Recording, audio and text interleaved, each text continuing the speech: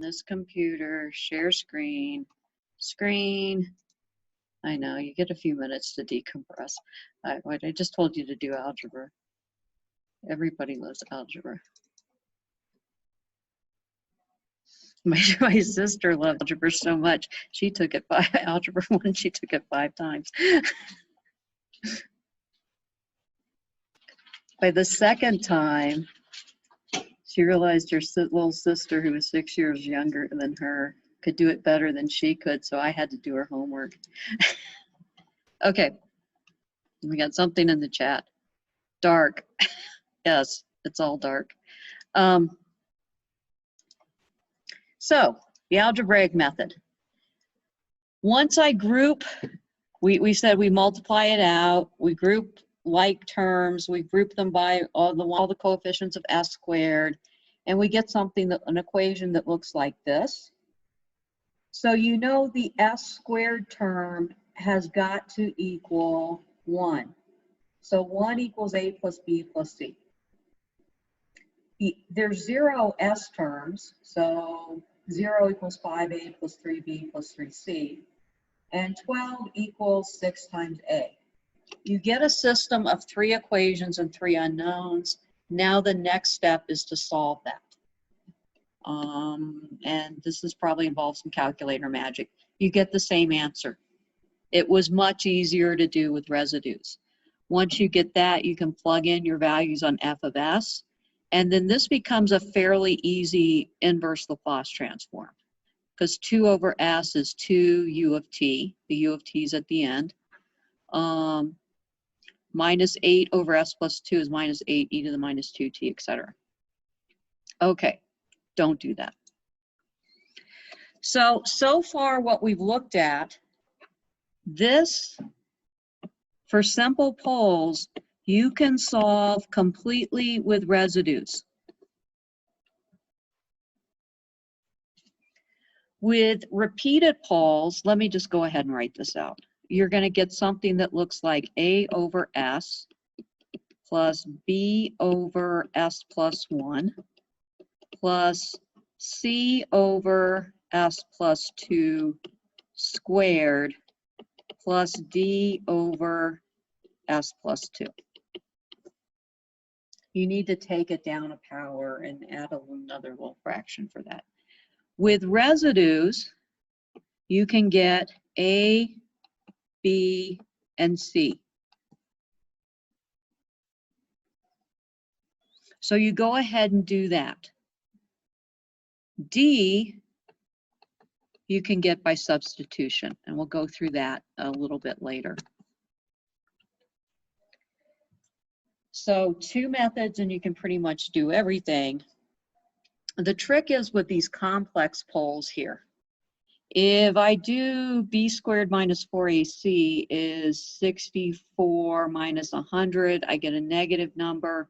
This is going to have complex roots. I'm going to have to complete the square.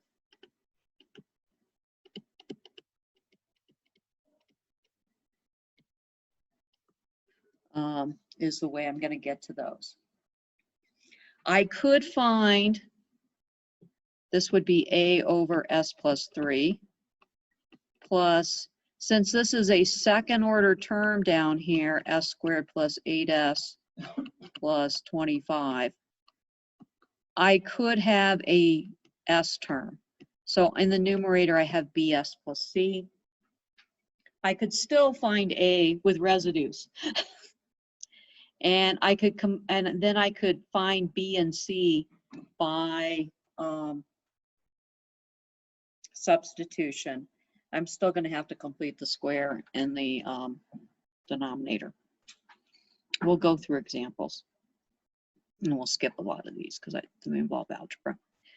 Okay, so I've got this term right here. I know that, okay, I've got 4 potential factors in the denominator, s, s plus 1, s plus 2 squared, and s plus 2. I can use residues to get a, b, and c. So A is S times V of S, so that would be, great. Go away. Okay. A, so I would take that term out, and I evaluated at S equals 0. I get 4 over 1 times 2 squared, which is 4. So A is 1. To get B, I take out the S plus 1 term, and I evaluate it at S equals -1. And I get -1 squared is 1, 10 plus 4 over -1 times -1 plus 2 is +1, and I square it, I get 1. So I get -14. And for C, now I take out the S plus 2 squared term, and I get, and I evaluated it S equals -2. -2 squared is 4 times 10 is 40 plus 4 over -2. -2 plus 1 is -1. So 44 divided by +2 is 22. So I've got the first 3 terms. Now there's this crazy thing down here that I've never understood. We're just going to ignore that. And I've just left it in there. To get to D, what I'm going to go ahead and introduce the method of substitution. I've got to pick a value of S that doesn't cause this denominator to go to 0, because I can't have the expression blow up. So S equals 0 does not work. That's usually my favorite choice. I could use E or pi, but I'm not going to do that. I can use +1. My first choice is always 0. My second choice is +1. I don't like using negative numbers at all. So what I want to do here is I want to evaluate V of 1. I'm plugging in S equals 1 everywhere I see it on both sides of the equation. So V of 1 on the left-hand side is 10 times 1. That's a 1. 10 times 1 is 10 plus 4 over 1 times 2 times 3 squared, which is 9. On the right-hand side, I'm going to go ahead and plug in A, because I've got it already. A is 1, so 1 over 1 plus B, B's -14, over 1 plus 1 is 2. C is 22. Over 1 plus 2 is 3, and I square it, I get 9. Plus D over 2. I've got one equation and one unknown, and I can solve that for D. I go to my calculator. This is number, yeah, I'm probably skipping ahead because I just want to show you this method. And I change what I do on the slides every semester because this is the way I update them. 14 divided by 18. I'm going to subtract 1, minus 1. I'm going to add 7. And then I'm going to, what's the next thing? I have to subtract 22 over 9. Someone's yelling at me. And then I take the whole thing and I multiply it by 2, and I probably made a mistake because I came up with 8.67. What is D? We do find D eventually. I don't like doing it like this. This is just calculus. Repeated pulse solution. It's 13. The answer is 13. So I did that really sloppy equation in my head. Yeah. So it comes out to be whether that, yeah, that equation should be right. That comes out to be 13, unless I made a mistake. Okay. So now we have the whole thing.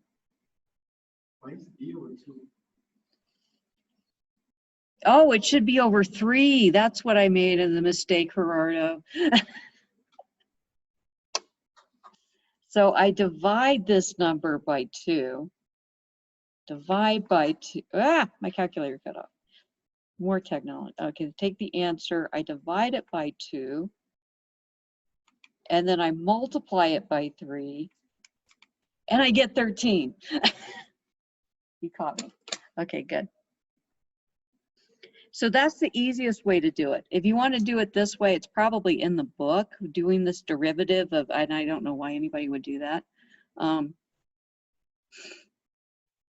It comes out to be 13. Once we get the partial fraction expansion, we can go back to that Laplace transform table. 1 over S is 1 times my U of T. Why is that 14? This is a typo. This should be minus 14. Right there. That's not an 8. 22. This is a form that's in the table, S plus 2 squared. It's T e to the minus alpha T, and 13. So it's pretty straightforward. Okay. Don't do it. Don't do it. It's somewhat easier if you solve for A, B, and C using residues first. Then at the end, you only come up with a system of one equation and one unknown. But I highly don't recommend that. Okay, complex poles. Now I've got something that looks like this. S squared plus 6S plus 10. There's nothing in the table that looks like this, but I do have these S plus A squared omega squareds in the denominator.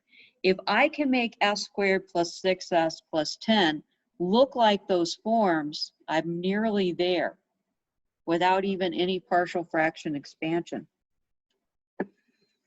That says, okay. So the way we do this,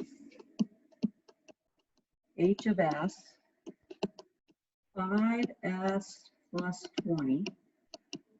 What I need to do is I need to find something that looks like S plus a number plus another number squared plus some other number. We'll call this Q something. Okay. So if I look at the first two terms here, S plus 6S, and I divide that second, the 6 by 2, I've got a pretty, my guess is S plus 3 squared. I just divided the 6S by 2. If I FOILed that out, I get S squared plus 6S plus 9. So I'm going to take the denominator and I'm going to break it into 2 parts. One is S squared plus 6S plus 9, which is just S plus 3 squared. And I had a 10 down there, but I used up 9 of those 10, so there's only 1 left over, plus 1.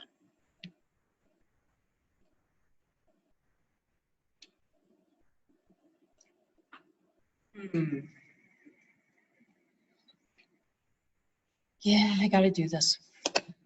Okay.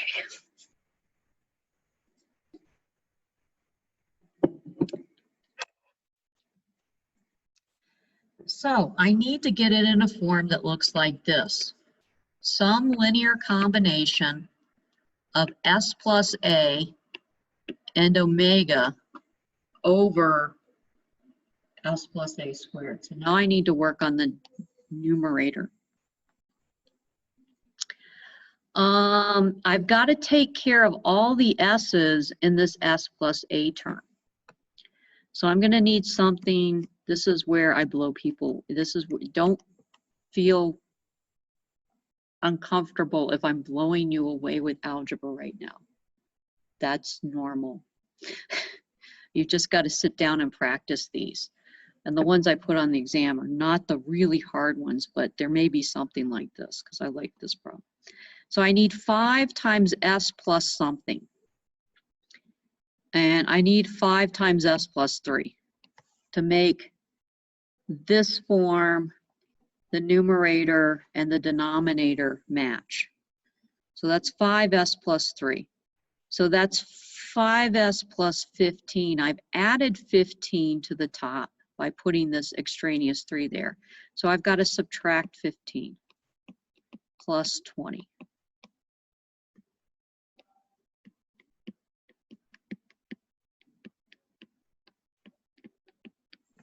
Okay. So I'm going to break this up into 2 fractions. Is that not the same as saying plus 5? Well, it's, yeah, it is. Minus 15 plus 20 is plus 5. I'm trying to break it up into steps because I know I lose people here. Okay. H of S, I'm going to break this fraction up into 2 parts. 5 times S plus 3. Oh, I got a tickle in my throat.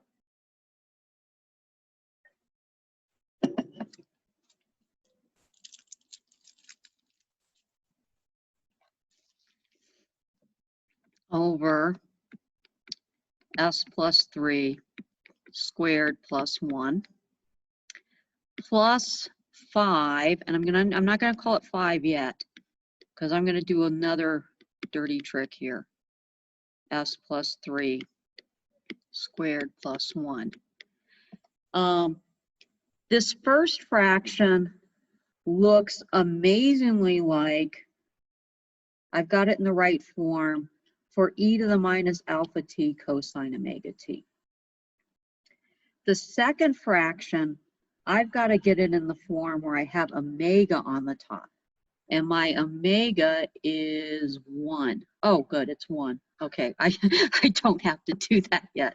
Okay, so this is 1. There's my omega, and I'm just multiplying that by 5.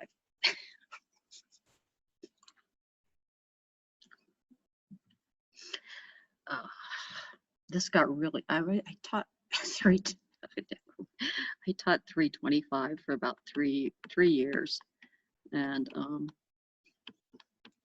yeah, I shouldn't teach that level of math class because I get even worse. Okay, so H of S, we want to convert it into H of T, little h of T.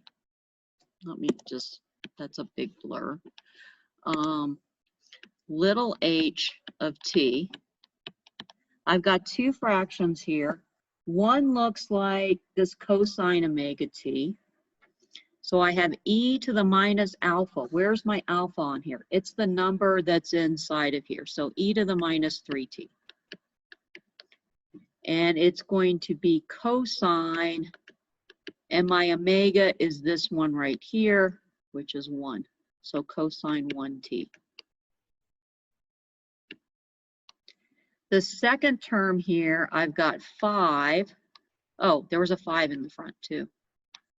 I've got 5, and it's still e to the minus 3t sine omega t. My omega's 1. And the whole thing gets multiplied by u of t. The first half of this class is really mathy. I swear I wasn't going to do that. I just, cosine and sine together along with? No, there's a plus sign in between there. Sorry about that. Yeah.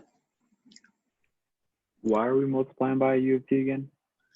By u of t because this function is not valid for t. When I take the inverse Laplace transform, my function will not be valid for t less than 0. So multiplying by u of t forces the function to be 0 for t less than 0, and it just reminds me I don't know anything.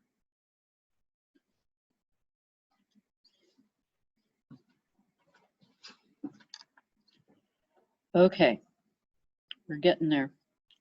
We've got 20 minutes. What am I doing here? Completing the square. Put in proper form. Oh, we just did that. And then there's the solution a little bit more spelled out. Okay.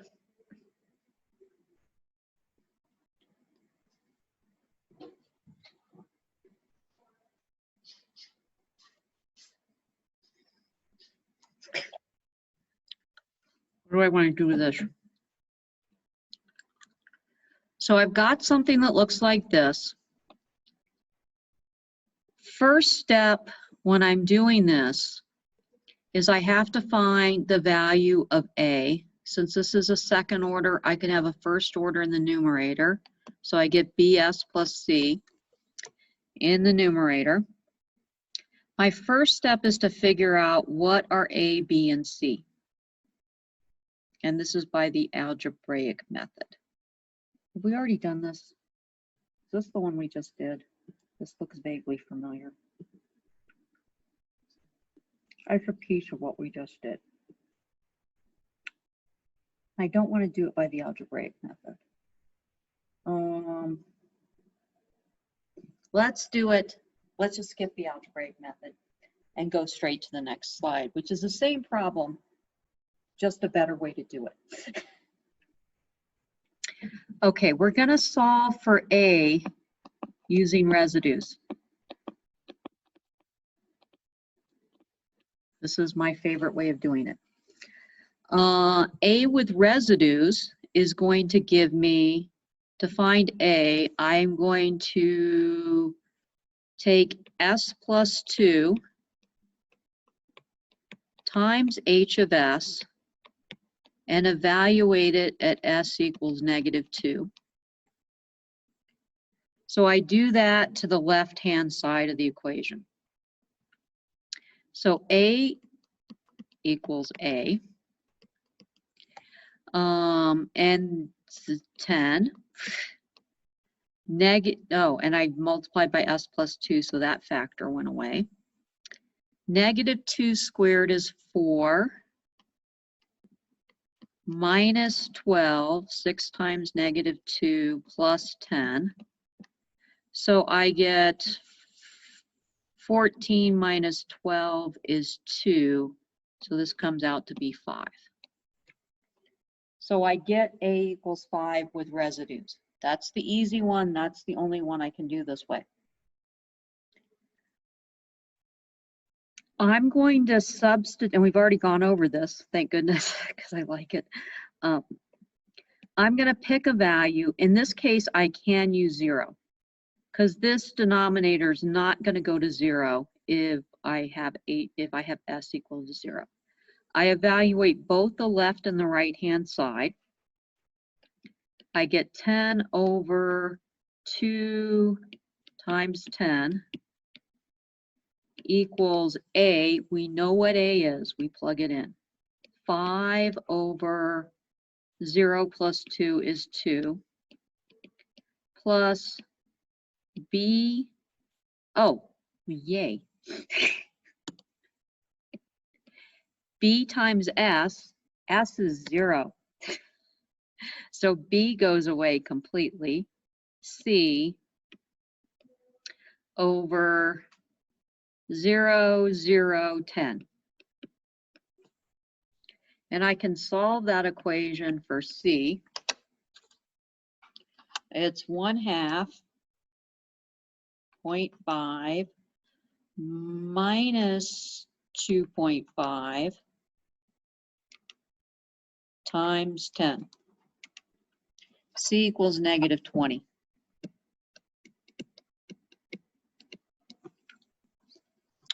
Way easier than going through, multiplying it out, multiplying everything out, and then solving a system, 2 equations and 2 unknowns. Now I've got A and C. I'm going to use those when I plug in h of 1, both sides of the equation. So I get 10 over 1 plus 2 is 3 times 1 plus 6 is 7 plus 10 is 17.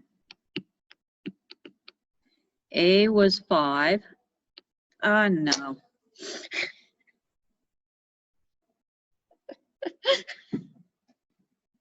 It's a bad day. How can I recover this?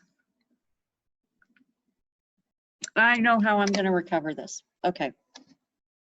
I will be back. I'm on slide 30.